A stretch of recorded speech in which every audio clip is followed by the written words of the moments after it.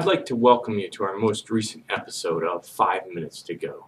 Today I'd like to start out by reading a scripture from Ecclesiastes chapter 3 and verse 1, which says, "For everything there is a season, a time for every activity under heaven." When I was a teenager, I used to work on an apple orchard, and I would pick apples. And apples had a season. There was a time when the apple would just be a bud. It'd be a little bud on a tree, and it would just look like a little flower on the branches. Then it would become a small little apple. Then it would start to grow and get bigger. And just a couple weeks before it was time to pick that apple, it would look good. It would look like a fully developed apple. But it wasn't quite ripe yet. It hadn't turned red. It was still too green. Well, there's a time and a season for everything. But even though that time hadn't come yet, it would just look so good. So I would take an apple and I would pick it and I would bite into it. And it was bitter.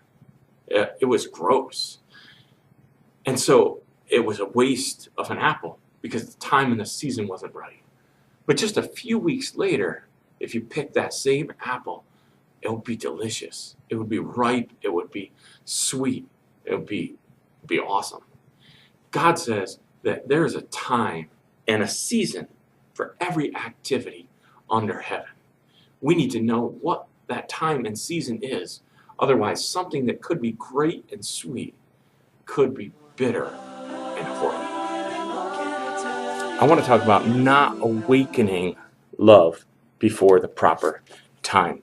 Song of Solomon talks about this a lot. And 3 times it says in Song of Songs, it says, and the first time in chapter 2 and verse 7, it says, "Promise me, O women of Jerusalem, by the gazelles and wild deer, not to awaken love until the time is right." Or another translation says, "Do not awaken love until the proper time."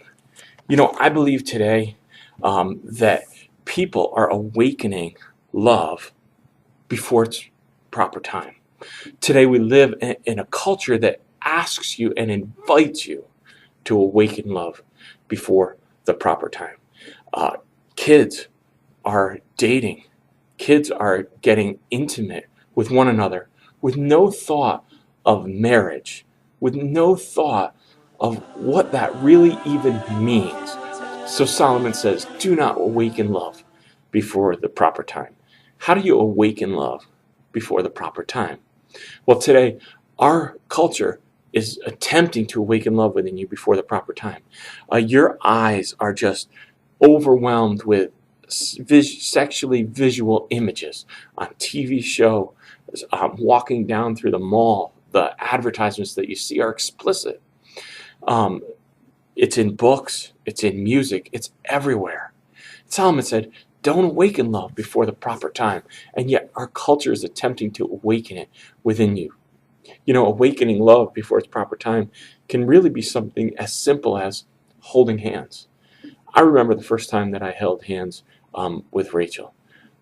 It was amazing. We held hands and we had gone to the movie theater and we were holding hands. And, you know, that movie was an hour and a half, 2 hours long. We held hands through the whole thing. My fingers were numb. I couldn't move my arm, but I didn't want to let go. Why?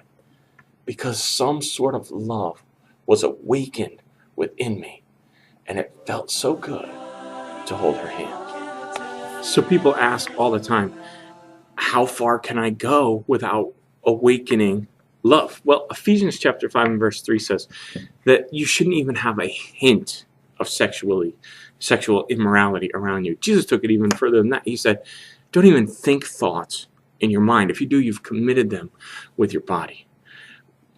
We always want to know how close to the line we can come.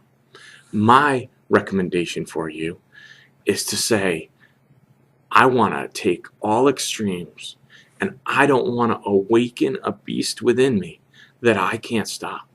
That's why Song of Solomon was so strong when he said, do not awaken love before the proper time. He had awakened within him a beast where he had lived a great life of immorality. He had had so many wives, and he had destroyed his families because of that. He knew the mistakes that he had made and the beast that he had awoken. So he said, promise me that you won't awaken love before the proper time. Let me tell you something. You're not missing out on anything by eating the unripe fruit. Let me tell you that there's nothing better than waiting until the fruit is ripe to eat it. We need to learn how to guard our hearts. Proverbs says it's the wellspring of your life. Guard your heart. Don't give your heart away. Don't awaken love before the proper time. If you do, you're going to eat the bitter fruit. It's better to wait. So it's so important not to awaken love before its proper time. The truth is, you belong to your future spouse. And any engagement, whether by your mind or physically, that you have before your marriage is cheating on that future spouse. When Rachel and I got married, she had an engravement put on the inside of my wedding ring. It comes from Song of Songs, chapter 6 and verse 3. And it says on the inside, as if I had to read it, I am my beloved's, and he is mine. The truth is, you belong to your future spouse, even though you don't know them yet. And it's so important that you don't awaken love. I want you to have a great marriage. I want you to have a great future. You're not even thinking about that.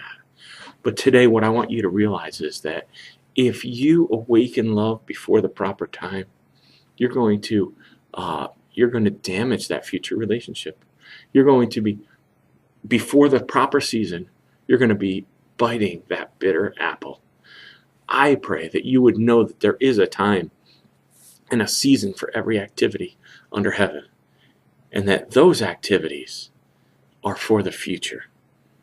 Don't awaken love before the proper time.